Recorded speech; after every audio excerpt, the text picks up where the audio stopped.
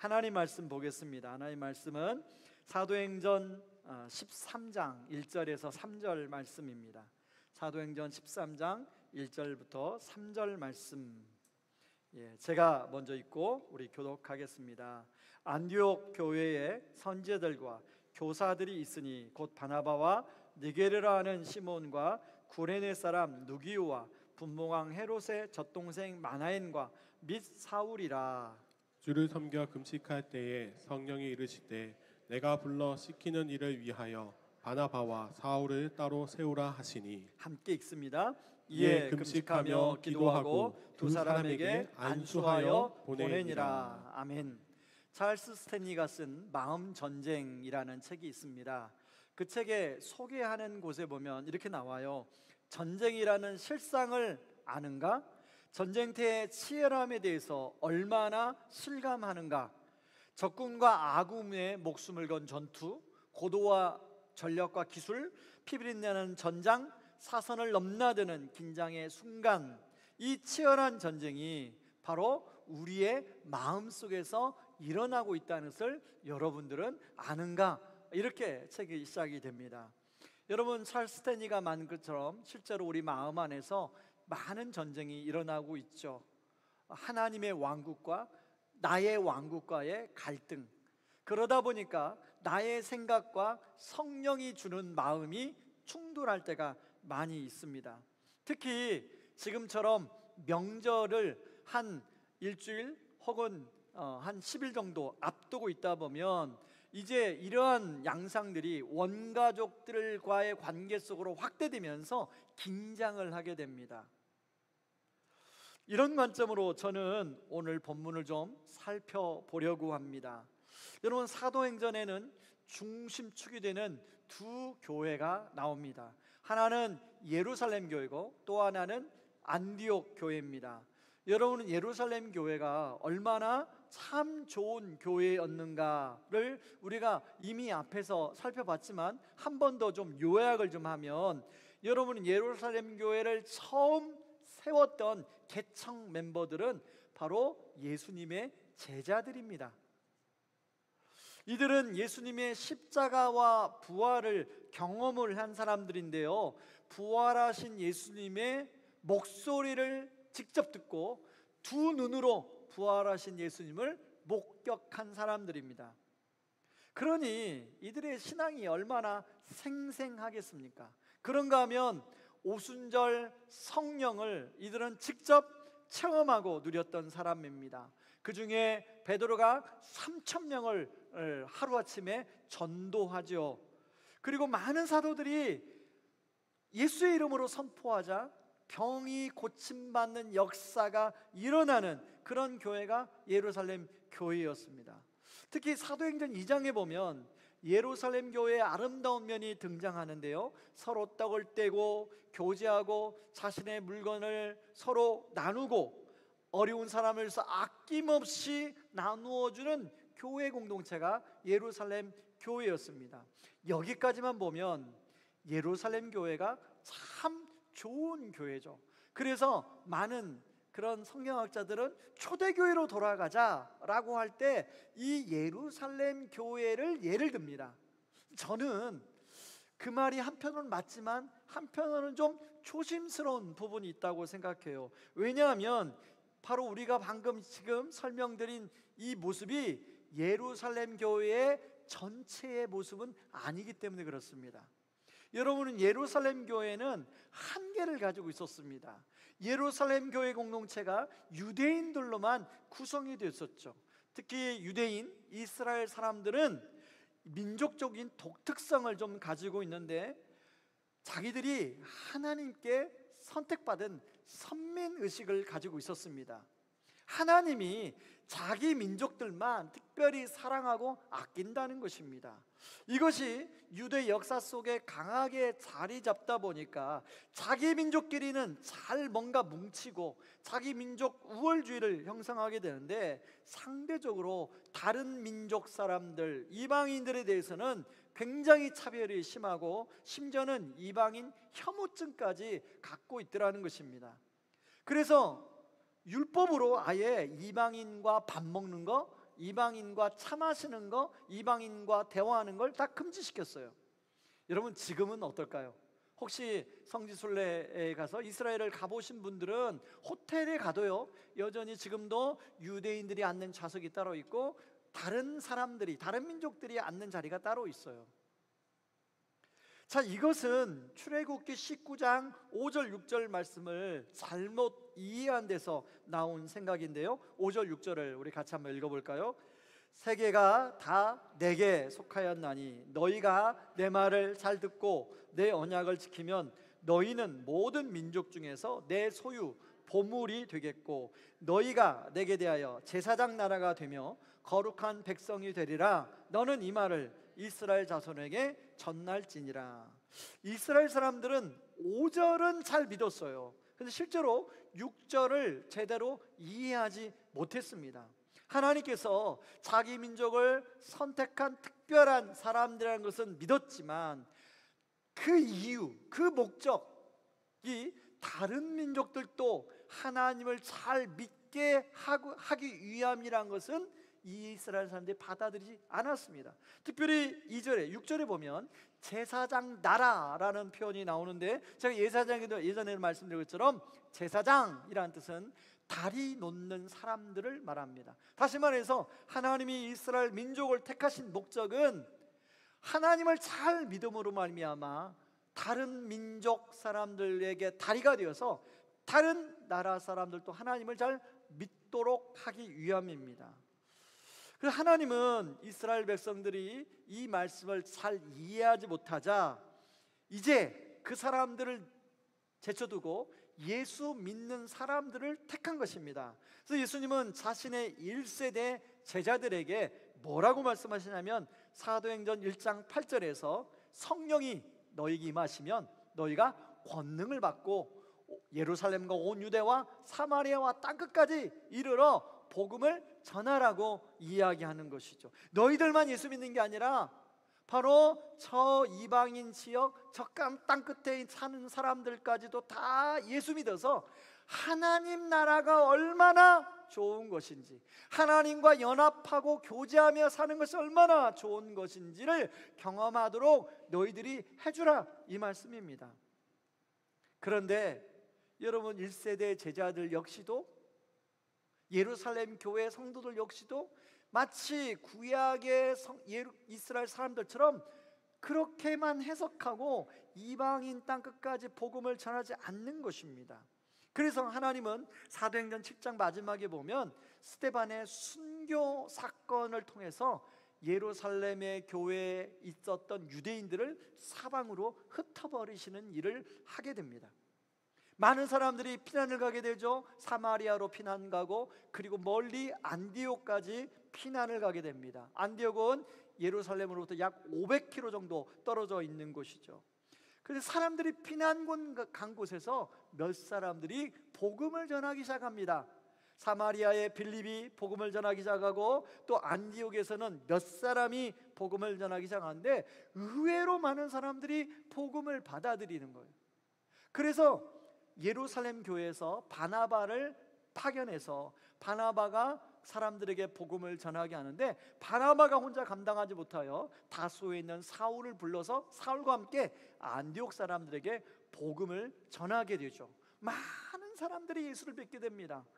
그래서 어느 정도 예수를 믿었냐면, 저 사람은 진짜 예수 믿는 사람이야, 저 사람은 진짜 예수쟁이야.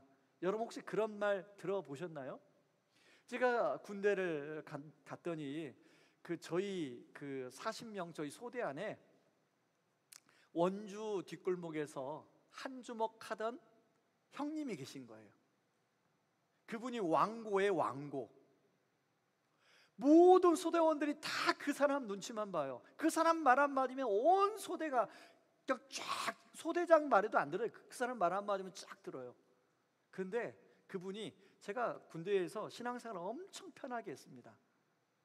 왜 그랬냐면 저 새끼는, 그분 표현이에요. 저 녀석은 확실한 예수쟁이니까 건들지 말아라. 네. 그래서 저는 군대 생활할 때 주일 예배를 한 번도 빠진 적이 없습니다. 주일에 여러 가지 일들인데 대신 저녁에 엄청 맞았습니다. 여러분 당연하죠. 여러분 어떻든 여러분 지금 안디옥 사람들이 예수쟁이라고, 지금 저 사람들은 예수 믿는 사람들이라고 그렇게 부르는 거죠. 그래서 그 안디옥 교회가 세워집니다. 이런 면에서 사도행전 13장은 선교의 중심이 예루살렘에서 안디옥으로 옮겨지는 그런 내용을 다루고 있어요. 특별히 사도행전 13장 이후에 예루살렘 교회의 모습은 15장에 잠깐 언급이 되고 이제 사도행전은 안디옥 교회 중심으로 흘러갑니다. 베드로 역시 12장 마지막 부분에서 베드로가 감옥에서 나와서 마가의 집 사람들에게 안부를 전하고 가이사라로 갔다라 하고 15장에 잠깐 등장하고 더 이상 사도행전에 베드로가 등장하지 않습니다. 바나바와 사울이 중심이 되죠. 그렇다면 하나님은 왜 선교의 중심을 예루살렘에서 안디옥으로 옮기시고 있느냐 하는 것입니다. 바로 다름 아닌 이스라엘 사람들 안에 있는 자기 중심성 때문이라는 거예요. 그런데 이것이 비단 교회 공동체로만 나타나는 것이 아니라 우리 개인의 삶에도 가정에도 그대로 나타난다는 거예요. 그래서 오늘 설교 제목을 예루살렘을 넘어 안디옥으로 정하게 된 것입니다. 저는 저와 여러분의 삶과 가정과 우리 교회 공동체, 우리 민족이 예루살렘에만 머무는 것이 아니라 안디옥까지 나아가 하나님 앞에 귀하게 쓰임 받기를 주님의 이름으로 축원합니다. 저는 오늘 말씀을 통해서 안디옥 교회의 두 가지 특징을 좀 살펴보려고 하는데, 첫 번째는 하나님을 힘써 지키는 교회였다는 것입니다. 여러분 1절을 같이 한번 우리 읽어볼까요? 1절 읽습니다. 안디옥 교회에 선지자들과 교사들이 있으니 곧 바나바와 니게레라는 시몬과 구레네 사람 누기오와 분봉왕 헤롯의 젖동상 마나엔과 및 사울이라, 이렇게 나옵니다. 여러분 사도행전에 이렇게 시작하는 본문은 어디도 없습니다. 사람 이름들을 먼저 가지고 시작하는 데는 없어요. 예루살렘 교회들도 지도자 이름을 언급하지 않습니다. 근데 그렇다면 왜 사도행전 저자인 누가는 굳이 5명의 지도자 이름을 소개하는가 하는 것이죠. 그 이름을 하나하나 좀 살펴보면 그 이름을 알 수가 있는데요. 자, 처음과 마지막에 보면 우리가 익숙한 이름이 나옵니다. 바나바와 사울. 이 바나바와 사울은 유대인이에요. 이방인 지역에서 태어나 자란 유대인들입니다. 헬라파 유대인이에요. 근데 그 중간에 있는 세 사람들의 이름을 한번 보세요. 니게르라는 시몬입니다. 이 니게르는 검은이라는 뜻을 가지고 있어요. 그러니까 당연히 흑인이겠죠. 그런가 하면 두 번째 나오는 이름이 구레네 사람 누기오입니다. 구레네는 지금의 리비아를 가리키죠. 그래서 이 사람도 흑인이었을 것이다 라고 봅니다. 그런가 하면 여러분 세 번째 나오는 사람은 분봉왕 헤롯의 젖동생 마나엔, 이렇게 소개돼요. 좀 소개가 특이하죠. 이 헤롯은 어떤 헤롯이냐면 성경에 여러 명의 헤롯이 나오는데 세례 요한을 참수시킨 헤롯이에요. 헤롯 안티바스입니다. 이 젖동생이라는 것이 무슨 말이냐면, 여러분 옛날에 왕족들은 친구가 없으니까 특별한 상류층의 자제들을 데리고 와서 함께 어릴 때부터 소꿉친구부터 쭉 자라게 했어요. 그러니까 이 마나에는 어떤 사람이에요? 굉장히 상류층, 귀족 중에서 상류층에 있는 그런 귀족의 자제임을 알 수 있죠. 그 당시에는 흑인들은 노예 출신이 많잖아요. 그래서 성경학자들은 아까 말하는 이 루기오나 시몬이 노예 출신이었을 거라고 그렇게 봅니다.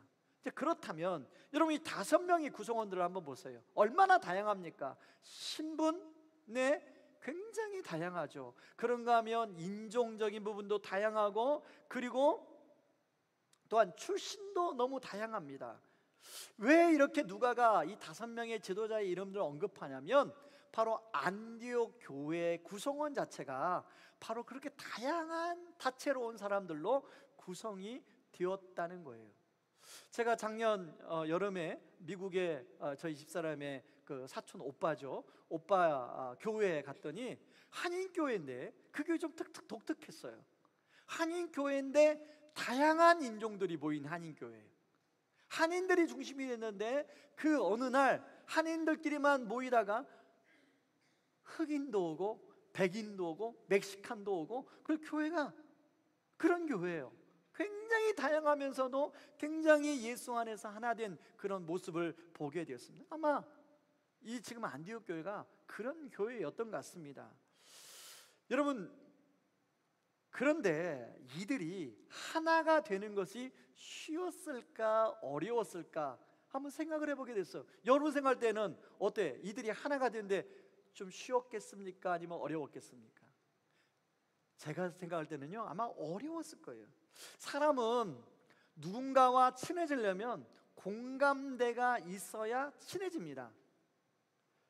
그런데 오늘 이 5사람은 그런 게 하나도 없어요. 달라도 너무 달라요. 뭔가 좀 통하는 게 있어야 가까워지고 친해지는데 그런 게 없어요. 그래서 이런 안디옥 교회 구성원과 비슷한 에베소 교회를 향하여 바울이 이렇게 말합니다. 여러분 2절 3절 한번 읽어볼까요? 에베소 4장 2절 3절 같이 읽습니다. 모든 겸손과 온유로 하고 오래 참음으로 사랑 가운데서 서로 용납하고 평안에 매는 줄로 성령이 하나 되게 하신 것을 힘써 지키라. 여러분, 하나 되게 하신 것을 힘써 지키라고 말씀하는 이유가 뭘까요? 안 되니까. 내버려두면 우리는 자기 중심적으로 흘러가다 보니까 하나가 안 된다는 거예요. 그래서 다른 사람을 포용하는 게 쉽지 않다는 거예요. 가끔씩 결혼 주례를 할 때 이제 제가 주례 꼭 하기 전에 저랑 만나서 한 2시간 이렇게 여러 가지 얘기를 나누거든요. 그럼 신랑 신부가 제 앞에 오면 얼마나 서로 좋아하는지, 이제 결혼식만 하면 막 신랑 신부 얼굴을 보면, 표정을 보면 이제 결혼식만 하면 막 모든 게 행복할 것 같고 막 둘이 서로 사랑해서 막 우리 가정은 절대로 부부싸움 안 할 것 같고 그런 표정이에요. 제가 꼭 말씀하죠. 꼭 하나 되게 하신 걸 힘써 지키지 않으면 당신들이 지금 너무 이렇게 좋은데 보장할 수 없다. 안 그런가요? 안 그래요? 여러분들의 삶을 보세요. 예, 맞아. 여러분들이 여기 계신 분들이 다 하나 되게 한 것을 나름대로 힘써 지키려고 했기 때문에 그래도 지금 이 정도의 가정이 유지가 되는 것이죠. 여러분, 지난주에 순장반 개강 모임을 했는데 한 강사 목사님이 강의를 하다가 한 본인이 경험했던 예화를 해줬습니다. 이제 그 단기 선교 팀을 데리고 그 압록강 이제 중국 지역에 그 선교를 갔나 봅니다. 그 압록강 건너편에 보이는 북한 땅을 바라보며 함께 기도하는데 한 자매가 막 열심히 눈물을 흘리며 기도하더라는 거예요. 목사님 저 사람들 불쌍해서 어떻게 합니까? 막 기도하더라는 거예요. 그리고 온내내 그 자매가 막 눈물을 흘리면서 북한 사람들 생각하면서 막 그렇게 안절부절하더라는 것입니다. 그래서 목사님이 이 자매 정말 대단하다 이렇게 생각을 했대요. 근데 그날 저녁에 이제 그 뭐 2명씩을 배정했는지 3명씩을 배정했는지 모르지만 방을 배정을 했다는 거예요. 근데 그 자매가 목사님을 찾아왔대요. 목사님 저 도저히 다른 것은 다 어떻게 하는데 나 저 사람들하고는 한 방 쓸 수가 없어요. 방 바꿔주세요. 이러더라는 거예요. 여러분, 이게 무슨 말이죠?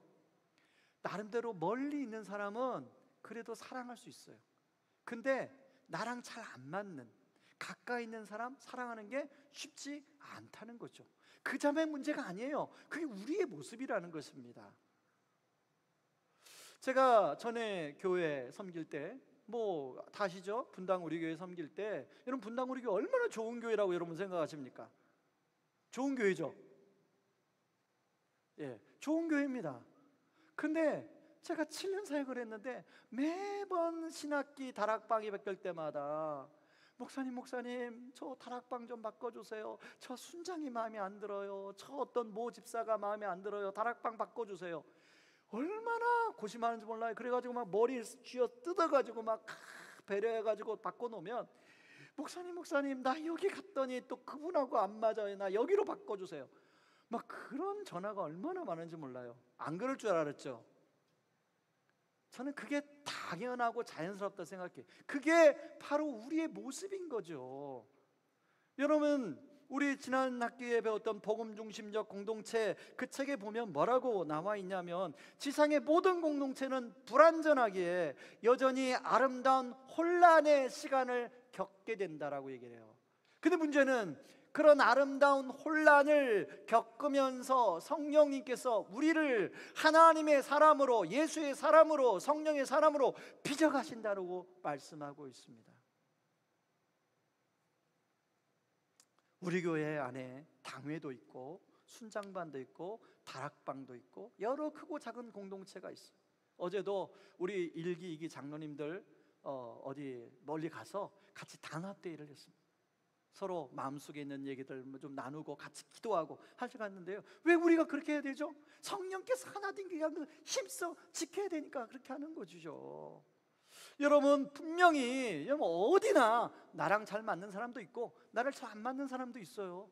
저는 안 그럴 것 같습니까? 저도 마찬가지예요. 그러나 성령께서 하나 된 것을 힘써 지키다 보면, 아까 에베소서 4장 2절에 나온 것처럼 온유와 사랑으로 서로 용납하며 함께 지키다 보면 그 속에서 성령이 우리를 빚어가신다는 것입니다. 저는 이번 2학기 다락방에 모든 다락방마다 그런 은혜가 있기를 바랍니다. 그런가 하면 두 번째요, 성령의 인도하심을 따르는 그런 공동체였다는 것입니다. 2절에 보니까 주를 섬겨 금식할 때에 라고 나옵니다. 이 섬겨는 레이투르게오라는 말로 예배하다라는 말이에요. 금식은 뭡니까? 내가 인간이 가장 기본적인 욕구, 이 식욕을 누르고 오직 하나님께 집중할 때 금식하는 거잖아요. 그래서 하나님께 예배하고 하나님께 집중할 때 하나님의 생각이, 성령님의 생각이 들어오게 됩니다.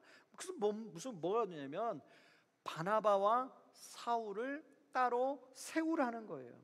왜 세우냐? 2절을 보세요. 2절에 보니까 내게 불러 시키는 일을 위하여 그렇게 하라는 것입니다. 여러분, 교회가 하나가 되어야 되는 이유, 우리 다락방 공동체가, 우리 찬양대 공동체가, 찬양팀 공동체가, 그리고 여러 지금 주일학교에서 하는 교사 공동체가 하나가 되어야 될 이유는 내게 불러 시키는 일이 있다는 거예요. 여러분, 하나가 되는 게 그 자체가 목적이 아닙니다. 바로 주님이 우리를 불러 시키는 일을 위해서 하나가 된다는, 그게 무엇인지죠? 바로 사도행전 1장 8절입니다. 복음을 땅끝까지 전하는 것이죠. 그냥 단순히 종교인을 만나는 것이 아니라 그 하나님의 영광스러움을 한 영혼이 만나면 그 영혼만 변하는 게 아니라 그 가족이 변하고 그 사회가 변하기 때문에 그렇습니다. 그래서 성령님께서 바나바와 사울을 따로 파송하라는 거예요. 바나바와 사울이 누굽니까? 여러분, 안디옥 교회를 세웠던 굉장히 중요한 핵심 멤버예요. 여러분, 사도행전 11장 26절 말씀해 보시면 안디옥에 데리고 와서 둘이 교회 1년간 모여있어 큰 무리를 가르쳤고 제자들이 안디옥에서 비로소 그리스도인이라 일컬음을 받게 되었다고 나옵니다. 바나바와 사울은 안디옥에서는 없어서는 안 될 사람들입니다. 안디옥 성도들은 바나바와 사울이 영적인 지도자예요. 여러분, 바나바와 사울 여에게도 안디옥 사람들과 정이 많이 들었을 거예요. 그런데 어떻겠습니까? 성령의 인도하심을 따라 기꺼이 바나바와 사울을 선교로 파송을 해요. 특히 3절에 보면 마지막에 보낸이라는 말은 아클레오라는 말로 흩어지게 하다라는 말이에요. 하나님의 교회는 지속적인, 그래서 선교하는 교회가 되어야 하는 것입니다. 그 결과 안디옥 교회가 파송한 바나바와 사울을 통하여 지중해 연안 많은 지역에 복음이 전해지게 돼요. 많은 그곳에서 많은 사람들이 예수를 만나고 참된 인생의 변화를 경험하게 됩니다. 그래서 안디옥 교회는 바나바와 사울이 1차 전도여행, 2차 전도여행, 3차 전도여행을 동안 그 선교를 감당하도록 영적인 센터가 되어주는 것을 보게 됩니다. 저는 처음 교회를 개척할 때 하나님께서 주신 비전이 사회적 교회, 선교적 교회를 이뤘으면 좋겠다는 그런 마음을 주셨어요. 근데 그런 마음을 가지고 1년 동안 그런 장소, 그런 공간을 찾고 기도하며 찾았습니다. 그래서 그런 가운데 하나님이 이곳을 허락해 주신 거예요. 그래서 지난 13년 나름대로 그 비전을 위해서 우리 성도님들이 다 협조해 주셔서 그 비전을 위해서 우리가 헌신하고 그렇게 섬겼어요. 그래서 제가 말씀을 준비하면서 지난 교회 개척 때부터 지금까지 우리가 선교 헌금으로 흘려보내는 금액을 대충 계산해 보니까 한 25억 정도 되는 것 같더라고요. 1년에 한 2억 정도 그렇게 우리가 예산을 편성을 했기 때문에, 여러분, 우리 교회 공동체가 더 안디옥 교회처럼 갈 수 있도록 기도해 주시기 바랍니다. 이것은 비단 교회 공동체만 해당되는 게 아니죠. 우리의 개인의 삶도 예루살렘을 넘어 안디옥으로 나아가야 되는 것입니다. 그러기 위해서는 반드시 필요한 게 자기 부인이 필요해요. 왜냐하면 우리 마음은 내버려 두면 다 자기 생각을 하게 되거든요. 다 자기 중심적인 생각을 하게 되거든요. 여러분, 이제 명절이 한 주 앞으로 다가왔죠. 여러분, 명절 되면 명절이 기다려집니까? 아니면 명절이 좀 부담스럽습니까? 제가 이 질문을 순장반에서 던졌더니 그냥 농담처럼 기다려진다는 분은 한 분만 손들더라고요. 그 말은 뭐예요? 나름대로 다 부담을 갖고 있다는 것이죠. 그게 우리 모습이에요. 저도 명절만 되면 부담이 있습니다. 원 형제들 향한 부담이 있어요. 어떻게 형제들을 또 이번 명절에는 좀 잘 정말로 사랑으로 섬길까? 여러분, 이번 명절에 여러분의 마음이 예루살렘에만 머물러 있다면 안디옥 같은 마음이 되어서 여러분의 원가족 형제들을 또 그렇게 사랑으로 흘려보내는 그런 은혜가 있기를 주님의 이름으로 축원합니다. 여러분, 그런데 이것이 쉽습니까? 안 되죠. 내 생각, 내 그릇으로는 안 돼요. 그래서 우리가 그럴 때 안 될 때 바라봐야 할 분이 계십니다. 바로 우리의 은혜의 원천이 되어주신 예수님을 바라봐야 돼요. 예수님이 나를 위해서 해주신 일을 생각해야 돼요. 여러분, 예수님은요, 가장 좋은 최상의 그 조건, 새 예루살렘, 모든 것이 살기 좋은 새 예루살렘을 내려놓고, 천국을 내려놓고 죄 많고 문제 많고 복잡한 안디옥으로 예수님이 오셨어요. 그래서 저와 여러분들을 만나주시고 그리고 아들로 딸로 삼아주신 거예요. 그걸 생각하고 우리도 예수님처럼 안디옥으로 갈 수 있기를 바랍니다. 마지막 말씀을 마무리하면서 한 분의 이야기만 합니다. 여러분, 언더우드 선교사님을 아실 것입니다. 연세대학교 또 세브란스 병원들을 지으신 분이죠. 이 언더우드 선교사님은 원래 인도로 가기로 그렇게 마음 먹고 준비하던 선교사님이었어요. 근데 이 언더우드 선교사님이 왜 인도로 가지 않고 우리나라로 왔는가 하냐면 한 사람의 편지 때문에 그렇습니다. 여러분, 이 사람의 편지예요. 사진을 보여주세요. 이 사람은 이수정 씨라는 사람이에요. 아마 여러분 역사책에서 한번 역사 시간에 들어봤을 텐데, 이 사람은 원래 아주 깊은 유학자입니다. 자신의 인생의 성공을 위해서 농업을 좀 배우고 싶어서 일본에 유학을 갔습니다. 거기서 유명한 농업학자인 다이첸이라는 사람을 만나 예수님을 믿게 됩니다. 그리고 성경을 처음으로 우리나라 말로 번역을 시도합니다. 성경을 번역하면서 어떤 마음이 드냐면, 나 하나 예수 믿는 것도 중요하지만 더 우리 민족들, 우리나라 사람들이 예수를 믿었으면 좋겠다는 마음이 간절하게 들어요. 그래서 이수정 씨가 편지를 쓰게 됩니다. 미국에 있는 선교부로 편지를 쓰게 돼요. 멀리 조선이라는 나라가 있는데 이 조선 땅에 있는 사람들이 예수님을 아직 모른다. 그러니까 너네가 선교사를 보내줘서 이 조선 땅에 복음이 전해지도록 하면 좋겠다. 그래서 언더우드 선교사님이 오신 거예요. 여러분, 이 이수정 씨의 편지가 아니었으면 우리나라에 현재 연세대학교나 세브란스 병원은 없죠. 그리고 언더우드 선교사님만 오신 게 아니라 많은 선교사님들이 오셨어요. 그리고 많은 좋은 학교들을 많이 세웠죠. 여러분, 이수정 씨야말로 예루살렘을 넘어 안디옥으로 가신 분입니다. 저는 의왕우리 교회 우리 성도님들이 이제 10월 마지막 주에 우리가 또 새생명 축제를 하려고 합니다. 지금부터 여러분 마음을 품으시기 바랍니다. 항상 내버려두면 내 마음은 예루살렘이에요. 그냥 나만 믿으면 되지. 그런데 성령님은 그런 우리 마음을 계속 두드리십니다. 예루살렘에만 머물고 안디옥으로 가라고. 지금부터 마음을 품으시고 정말 그 새생명 축제를 위해서 기도해 주시고 우리의 삶이 예루살렘에서 안디옥으로 나아갈 수 있기를 주님의 이름으로 축원합니다. 이 시간에 다 같이 일어나시기 바랍니다. 찬양하며 기도로 나아가겠습니다.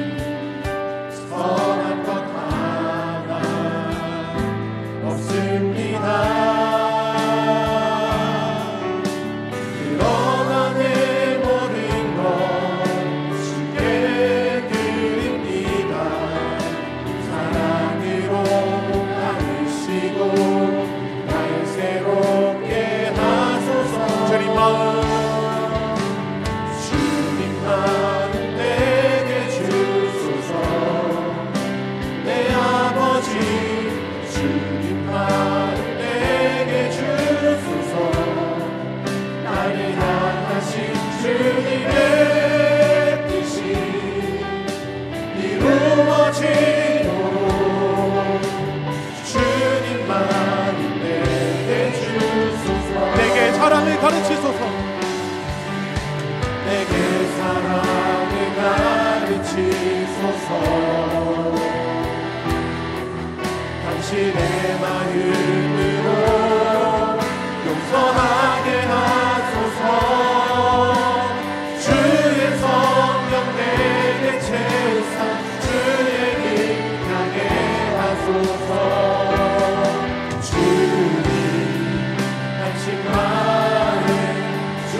주의 성령 내게 채우사 주의 성령 내게 채우사 주의 길 가게 하소서. 주님 당신 마음 주소서. 주님 마음 내게 주소서. 주님 마음 내게 주소서. 내 아버지 주님 마음 내게 주소서.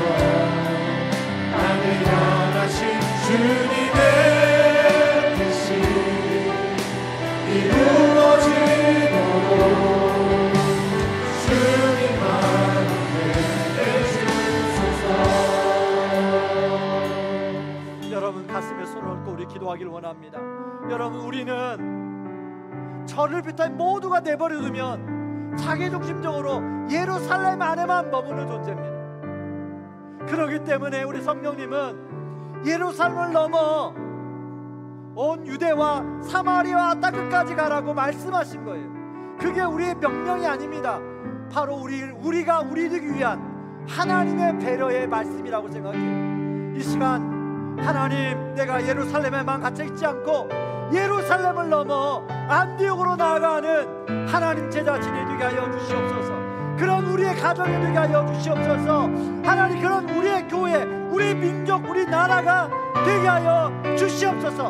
우리 같이 한번 기도하며 나갑니다. 기도하겠습니다. 고맙습니다. 하나님 아버지. 주님만 내게 주소서. 주님만 내게 주소서. 내 아버지 주님만 내게 주소서. 나를 향하신